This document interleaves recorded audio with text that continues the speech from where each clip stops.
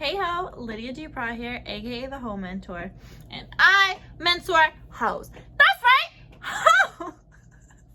Sorry, I'm just thinking about my neighbors in this building. I know for sure we're doing construction in the office next door for my new office, and they can definitely hear me. What's up? Welcome to Ho Cosmetics headquarters. In the shipping department. I'm chilling. It's Sunday. I'm here by myself and I'm loving it. I was just doing a live stream on Instagram and everyone's like, why aren't you making YouTube videos? I'm so sorry. You are correct. And I asked for some topics and someone gave me one that I really know and have experience with. And it's how to get over a narcissist. So if you've been in a romantic relationship with a narcissist, or you just know one, like we all know narcissists, believe it or not. Like, I just got out of a 7-year relationship with one, technically 8 years because we've been in each other's lives that long. And I'm telling you, I just figured it out. But I've been able to get closure and we're able to communicate with each other and it's like pretty civil, although I prefer not to communicate with him. But you know, sometimes we have to talk because we have some dealings together, whatever. Anyway, it's our business. So here's what I've learned about narcissists outside of what we can just Google. Because here's something you can't, like, it just doesn't come up.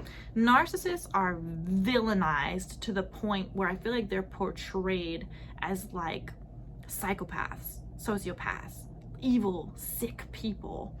And the truth is, narcissists, it's a mental disorder. It's a mental health issue and they can't control it. And most narcissists, I'm gonna go out on a limb and say they're not evil. You just can't understand that they can't feel the same way that you feel. And with my ex, I don't think he's a full narcissist. I think he just has narcissistic like tendencies. I was so mad for so long, tons of pain, couldn't believe that all the love that I've put into our relationship was not reciprocated. And I felt really resentful and like, how could you? How could you? Like, you're a bad person. All these things. And then I realized I can't be mad because he's just not capable of it. It's not even to say that he doesn't want to make me happy or does not want to fulfill my needs. Because he does care about me and he does love me, I think, in whatever capacity that is to him. I think he loves me as much as he's possibly able to, which is the most for whatever his level of it is. I don't know, I'm not inside his brain. But the way that I really was able to cope with it is I thought about like an animal, say like a cat, and say you have this cat and you want the cat to fly. You want that cat to take flight, and the cat might even want to take flight. And it's like, okay, cat, I want you to fly. You want to fly, so do it. Go on, fly. But the cat is just not capable of doing it. It's impossible, no matter how much you believe in the cat and you try to teach the cat. And you're like, it's like this. You just got to do this and you can do it. I believe you. I'm going to dedicate my life to making you able to fly. I believe in you. I love you enough for all these things to happen. And the cat could even be like, that sounds nice. I want to fly for you because this is like, I like that you're doing this for me. But at the end of the day, it's just not possible. Narcissists, it's just not possible for them. They don't have that capability. And it's just the way that, like, you have to look at it as other mental illnesses. We're not mad at depressed people. We're not mad at bipolar people because we know, hey, they have a problem and they're not able to control it.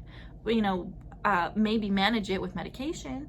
But it was crazy with narcissists. It's like there's not a treatment for it. And if you put them in therapy, they just become better at being narcissists. It's like a little spooky for sure. But again, at the end of the day, they can't control it. They don't have that switch that's like, I'm capable of really, I don't know how to explain any better than I've already had. But at least in my relationship, in my situation, I believe that he loved me as much as he possibly could for what he was capable of. And I can't villainize him past his mental his own mental capacity.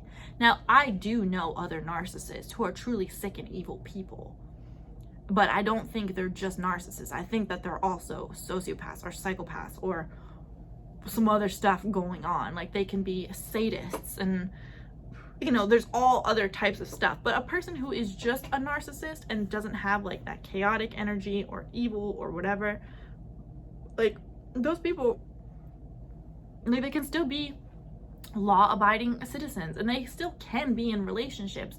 But if you're an empath, like I'm an empath, and I just, like, my heart just like bleeds for literally any and everything, that's a recipe for disaster. Because the way I perceived my relationship was like, okay, I'll just adjust my needs to better fit his, and okay, I'll just compromise on something to make him happy.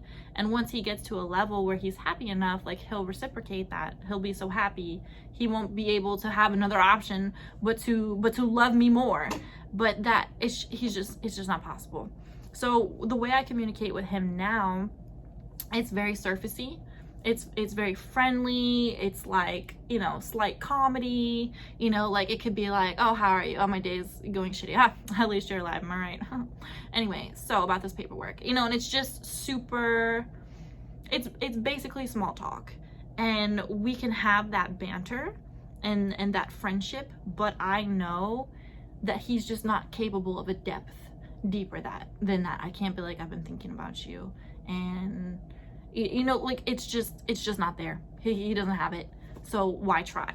And I don't know, maybe that's for sure what helped me just realize that he's not doing this to me on purpose. And it's also not my fault. It's not a personal failure, like, oh, you were not good enough to be in a relationship with this person. Nobody is. And he'll probably just have shallow relationships with women who can only take it for so long. Like, I hope he meets someone else who has like narcissistic tendencies. Like I said, I don't think he's a full narcissist, but like mostly, yeah. And you know, I hope that he just finds someone that's like totally fine with that, and they're just whatever, you know. Like, I don't think that he deserves, you know, to not be happy or anything, but he certainly does not deserve someone with you know, my spiritual, emotional, like, depth. It's so sad. But it's funny because narcissists tend to attract empaths, so we're kind of screwed in that way. But yeah, I'm hoping that this is a little bit of information that could help you, like, really get over a person who is narcissistic, because it's the only thing that has been able to give me closure. Not immediately, but like, it just made that connection, like, oh, it's not possible. He's not punishing me. He's not being sadistic. He's not any of these things that I've villainized him to be. It's the same thing as like trying to make a cat or snake or any other non-flying, a horse, any non-flying animal, trying to make it fly. Can you get mad at the animal for not being able to do it? No, you just can't. Otherwise, you're the mentally ill person. I also think we're all mentally ill. I don't think in this society people are perfectly normal. I just don't think it's possible. We've just been exposed to too much. But you know, we can control how we react to narcissists, and the best way to do it is just like, how would they react?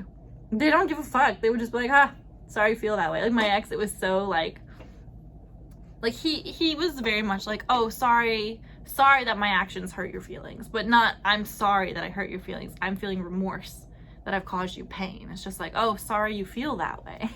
But like that, this is like, that's his MO, right? So it's not evil. It's not like, haha, I'm happy you're miserable now. It's just like, oh, it's inconvenient that my actions have hurt your feelings.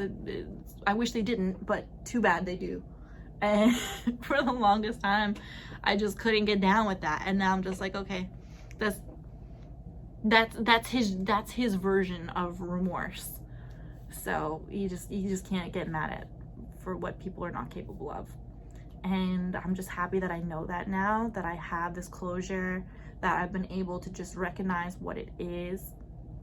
And and just move on and still be able to keep the peace with him whenever we need to communicate for whatever reason, without pain and resentment and like, you know, just, you know, that feeling in the back of your throat when you're just like welling up and it's like that burning right before you're about to cry. I would always feel that. I don't feel that anymore. I'm just like, oh, okay, let me have a surfacey, you know, banter with him.